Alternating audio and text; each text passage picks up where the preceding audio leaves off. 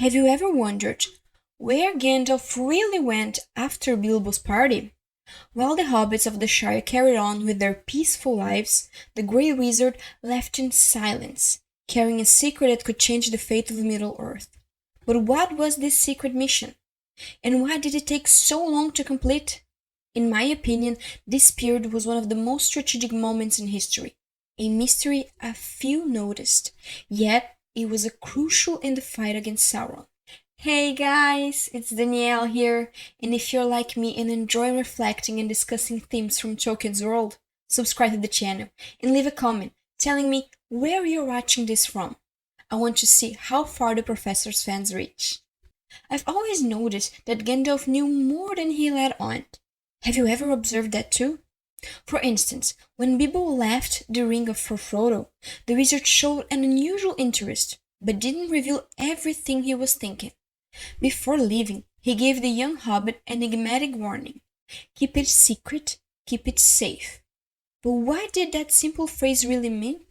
Most likely, I believe he already suspected the danger the ring posed, but didn't yet have all the answers.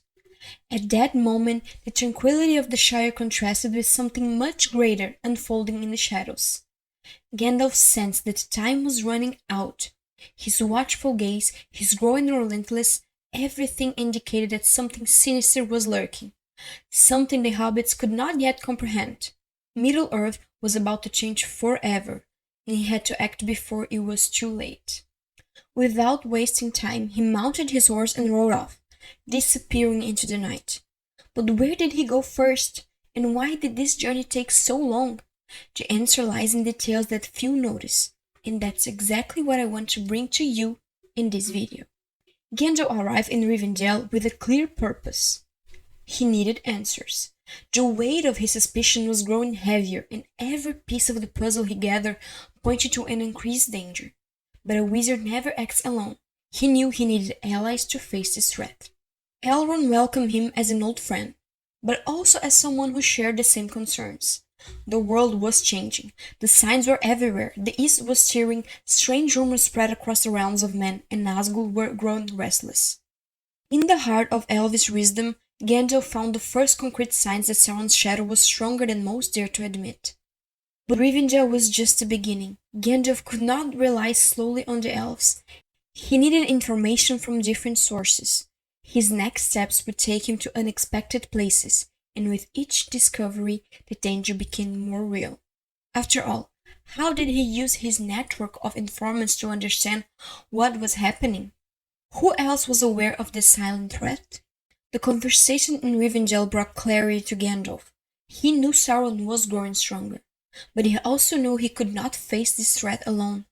To understand his role in this battle, he needed to look back at his own origins and at the other wizards who had been sent to Middle-earth. The Astari, known as the Wizards, were not just wandering sages. They were sent by the Valar with a very clear mission: to aid the Free Peoples in their fight against darkness. But the way each of them fulfilled this mission varied greatly. Saruman the White was the most powerful among them, but his pursuit of knowledge became an obsession.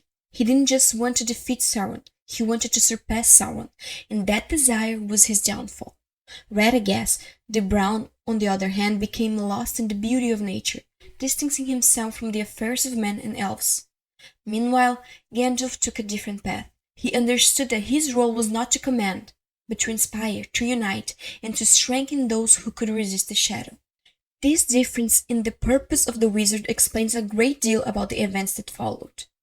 But how did this choice influence Gandalf's next steps? And what were the consequences of Saruman's betraying his mission? As Gandalf reflected on the role of the Istari and the choices that set him apart from Saruman and Radagast, a growing concern took root on his mind. Sauron was no longer hiding in the shadows. The signs of his rise were everywhere, but one in particular demanded immediate attention. The Nazgûl were on the move.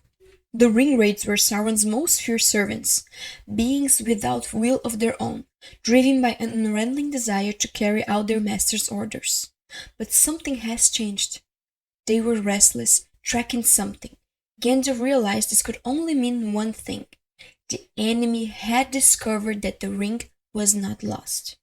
From that moment on, vigilance became crucial. He needed to understand the extent of Sauron's influence, which allies he had gathered, and most importantly, how much time remained before the Nazgûl found what they were looking for.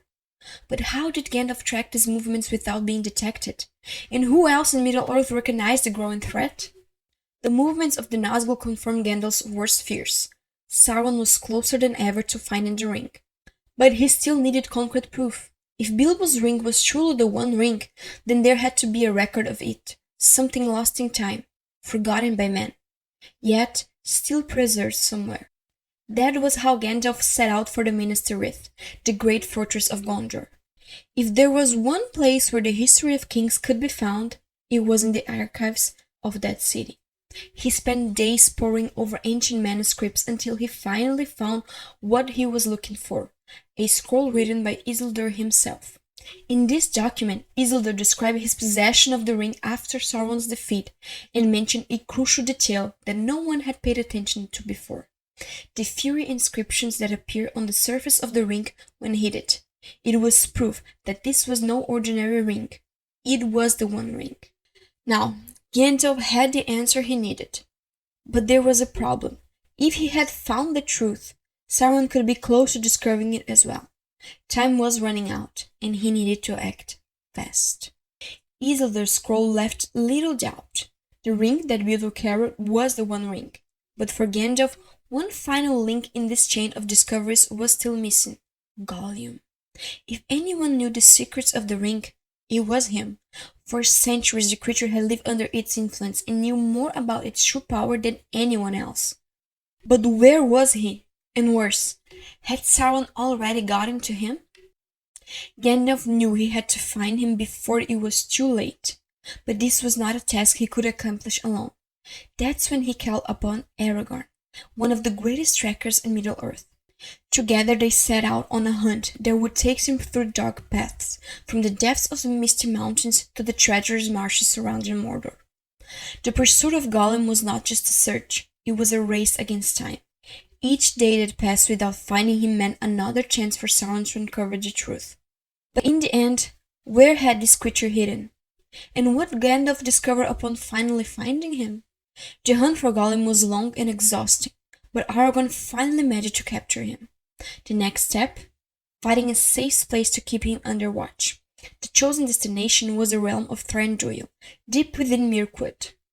Gandalf set off there immediately. He needed to interrogate Gollum personally, but he also wanted to know what the elves had already learned about his story.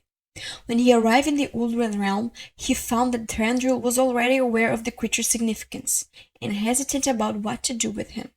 The dilemma was great. Keeping him in prison meant protecting him from Sauron's influence, but it also meant he could become a dangerous burden. Releasing him, on the other hand, could be an even greater risk, and in the midst of this deadlock, Gandalf knew he had to act quickly. But what did he really manage to uncover from this encounter? What did Gollum reveal that changed everything? And what was the consequence of this decision for the events that were to come? Gollum's stay in Mirkwood provided valuable answers, but also raised a new alarm for Gandalf. Something far worse was stirring in the shadows. For years the wizard had suspected that a dark presence was growing in the south of the forest, but now he needed certainty. That's when he made a bold decision: to infiltrate Dol Guldur, the abandoned fortress where an ancient evil had resurfaced. Rumors spoke of a necromancer controlling the place, but what Gandalf found there was far more terrifying. The truth was finally revealed. The necromancer was Sauron. The Dark Lord was not only alive but was already building his dominion, gathering servants, and preparing for his grand return. The war against Middle-earth had already begun. Only a few realized it. With this discovery, Gandalf knew there was no more time to waste. But how did he escape Dol Guldur? And what did this revelation mean for the future of Middle-earth? The discovery at Dol Guldur left no doubt. Sauron was back and his power was growing rapidly. Gandalf knew he could not face this threat alone, so he did what any wise leader would do. He summoned the great powers of Middle-earth. The White Council gathered to hear his words. Among those present were the elven lords, such as Elrond and Galadriel, along with Saruman, the head of the Order of the History. Gandalf laid out everything he had uncovered, Sauron's return, his hidden plans, and the threat of the Nazgul. But not everyone was willing to listen. Saruman, who was supposed to be the greatest of the wizards, dismissed Gandalf's warnings. He downplayed the threat, insisting that Sauron was not yet strong enough to act. But there was something else in his words, a subtle hesitation, an invasive glance. Gandalf realized then that his old ally had already been corrupted by the desire for the One Ring. Tension was rising. If the very guardians of Middle-earth were divided, how could they prevent Sauron's rise? The confrontation with Saruman would mark a turning point, and the consequences of this betrayal would change the fate for all. But what did Gandalf do after this council? How did he react upon realizing that Saruman was no longer trustworthy? The White Council had revealed unsettling truth. Gandalf now knew that Sauron was stronger than ever and that Saruman was no longer a reliable ally. However, even with this avalanche of revelations, he did not immediately run to Frodo with the truth about the ring. But why? This is one of the most fascinating aspects of Gandalf's journey, his strategic patience. He understood that acting without all the necessary information could put Frodo and the Shire itself in grave danger. If the revelation of the ring's existence was rushed, Sauron might discover its location before there was a solid plan to protect it. On the other hand, Gandalf also knew that time was running out. He had to balance the urgency of the threat with the need to prepare Frodo and his allies for what was coming. This dilemma led him to withhold certain truth until the right moment, moving his pieces on the board with extreme caution. But in the end, what was the exact moment when Gandalf realized he could wait no longer? And how did he ensure that Frodo was ready for the mission? Gandalf knew he couldn't act recklessly, but he also couldn't ignore the signs. The balance between patience and urgency had reached its limit. After years of connecting every clue, from the archives of Gondor to capture of Gollum, he finally had the proof he needed. The ring Bilbo found in Gollum's cave was not just an ancient artifact or a mere magical treasure. Now there was no doubt left. It was the One Ring, Sauron's greatest weapon, lost for centuries and hidden in the Shire all this time. The revelation changed everything. The weight of the truth fell upon Gandalf like an avalanche. If Sauron discovered the ring's location, the destruction of Middle-earth would only be a matter of time. But how could he convince Frodo that he needed to leave his home and embark on the most dangerous journey in history? And more importantly, how could he prevent Sauron's servants from uncovering this secret before it was too late? The answer to these questions would mark the beginning of a new phase in this story, a phase where action could no longer be delayed. The fate of Middle-earth was now in the hands of a hobbit. The truth about the ring was overwhelming. Gandalf had no more doubts, but he needed one last confirmation before making his final decision. He knew that Bilbo's ring could be tested, and that the only way to do it without drawing attention was directly with Frodo. That's why he returned to the Shire, but not as an ordinary visitor. This time every word, every glance, and every gesture carried immense weight. He needed to lead Frodo to the truth without frightening him too much, but also without downplaying the gravity of the situation. The test was simple, but definitive. Gandalf threw the ring into Frodo's fireplace and waited. It was then that the flames revealed the Thingwar inscription, written in the black speech of Mordor, the final proof that this was the One Ring. The moment the words, "One ring to rule them all," appeared, Frodo's fate was sealed. Now there was no more time for hesitation. Gandalf had to convince Frodo to leave the Shire. But how do you persuade a peaceful hobbit to abandon everything and face a danger he could not even comprehend? This would be the most difficult conversation the wizard had ever had, and the beginning of a journey with no return. Convincing Frodo to leave the Shire was only the first step. Gandalf knew that the young hobbit could never make it across Middle-earth alone. More than that, the movements of the Nazgul indicated that the enemy was already sniffing out his trail. It was time to put a greater plan into action. But Gandalf did not return to the Shire alone. He had already anticipated the need for allies, and in secret had sent messages to Aragorn and Dúnedain, the line of rangers descended from Númenor. They were the eyes and the ears of the North.